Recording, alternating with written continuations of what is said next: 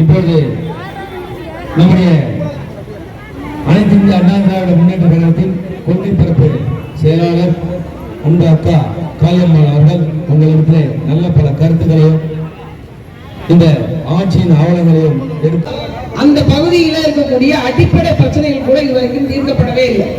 குறிப்பா இந்த செங்கல்பட்டு தொகுதி ஒரு தலைமை மாவட்டமான இந்த இடத்துல எந்த நலவித திட்டங்களும் அறிவிக்கப்படாம அப்படியே இருக்கு.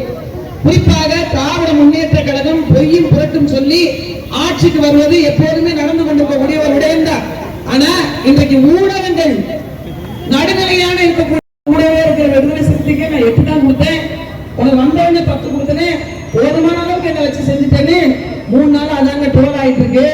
அந்த கட்சியில் இருக்கக்கூடிய கூட்டணியில் இருக்கக்கூடிய கட்சியே இந்த ஆட்சி எவ்வளவு கேவலமான ஆட்சி, கஞ்சாவும் போதையும் எவ்வளவு புழங்கக்கூடிய ஆட்சி, பெண்களுக்கு எதிரான ஆட்சி என்பதை பறைசாற்றிவிட்டாங்க.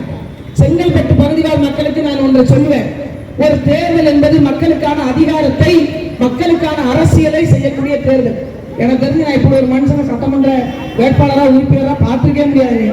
என்னை தேடி பைக்கில் வர்றாருங்க.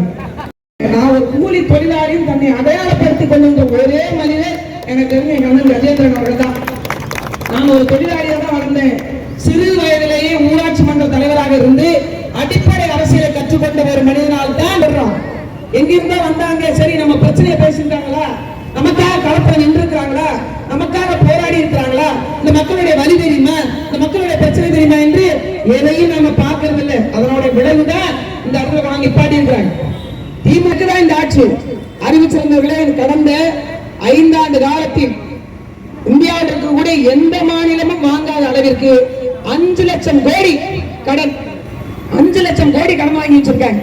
சரி என்னங்க செஞ்சாங்க? 5 லட்சம் கோடி கடன் வாங்குறீங்க, என்ன செஞ்சீங்க அப்படின்னு கேட்டா, அருமையான புரட்சி தலைவி அம்மா கொண்டு வந்த போராடி பார்த்திருக்காப்புல, முடிஞ்ச அளவுக்கு சரசரன்னு கத்தி எடுத்து சர மாதிரியே வெட்டி இருக்கிறான்.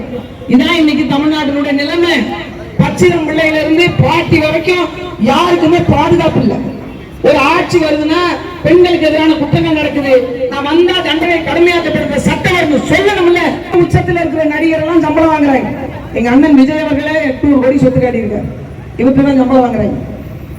சம்பளம் கொடுக்குற முதலாளி 3 கோடி ரூபாய் சொத்து காட்டியிருக்கிறாங்க. அதுங்க பேங்க்ல எவ்வளவு வச்சிருக்கீங்க, கையில எவ்வளவு வச்சிருக்கீங்கன்னு கேட்கறாங்க. முதலமைச்சராக ஒருத்தர் கையில வெறும் 10,000 தான் இருக்குங்க, வெறும் 10,000 ரூபாய் எங்கிட்ட காசு இருக்குங்கிற.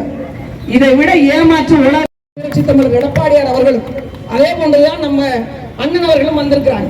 அவருக்கான வாய்ப்பை உறுதி செய்து கொடுங்க. 10 ஆண்டு காலம் நம்மை திரும்பி பார்க்காத திமுகவை நாம் திருப்பி அனுப்புவோம் என்ற சபை. சிறுபான்மையின மகளிர் வந்து சுய தொழில் தொடங்குறாங்கன்னா வட்டி இல்லாத கடன், மாற்றுத்திறனாளிகளுடைய கடன் முற்று முழுவதுமாக தள்ளுபடி, வேலை வாய்ப்புக்காக காத்திருக்கக்கூடிய பட்டதாரிகளுக்கு மாதம் 2000 ரூபாய் உதவித்தொகை, மீன்பிடி தடைக்கால நிவாரணம் வந்து 8000 இருந்து 12,000.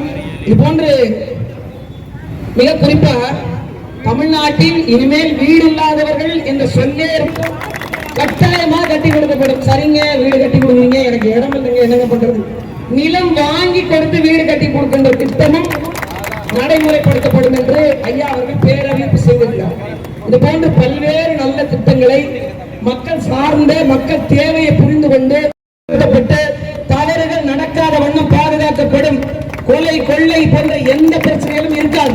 பயம் இல்லாமல் மக்கள் நிம்மதியாக தூங்கலாம், வாழலாம் என்கின்ற நிலை உருவாக்கப்படும். கஞ்சா போதை என்ற வார்த்தையே இல்லாத அளவிற்கு செங்கல்பட்டு தொகுதி பொங்கலிக்கின்ற பகுதியாக மாறும். அனைவருக்குமான வேலை, சிப்காட் தொழில் நிறுவனங்கள், ஐடி பார்க்கு, பாதாள சாக்கடை திட்டம், குடிநீர், எந்த பிரச்சனையும் இல்லாம எல்லாமே உங்களுக்கு சரிவர கிடைப்பதற்கான சரியான சந்தர்ப்பம் இது. உங்கள் வீட்டு பிள்ளை கூப்பிட்ட குரலுக்கு ஓடி வரக்கூடிய அன்பு அண்ணன், மதிப்பிற்கு மரியாதைக்கு உரிய எளிய முகத்தார், நம்மிலிருந்து வந்த நம் மகனை வெற்றி பெற வைத்து சட்டமன்றத்துக்கு அனுப்புவோம். சரியான வாய்ப்பு. ஏப்ரல் 23 அன்னைக்கு போறீங்க. ஓட்டு பெட்டியில 2 தான் பாத்தீங்க, 2 தான். வாக்கு பெட்டியில 2வது இடத்தில் இருக்கக்கூடிய இரட்டை இலை சின்னம் நமக்கு மறக்கவே தேவையில்லை. கையை எப்படி எடுத்துட்டே போக வேண்டியது, ஓட்டு படம் நாளுக்கு வந்து இப்படியே வந்துட வேண்டியது, சரிங்களா? அதனால வாய்ப்பு கொடுங்க, வலிமை தாங்க.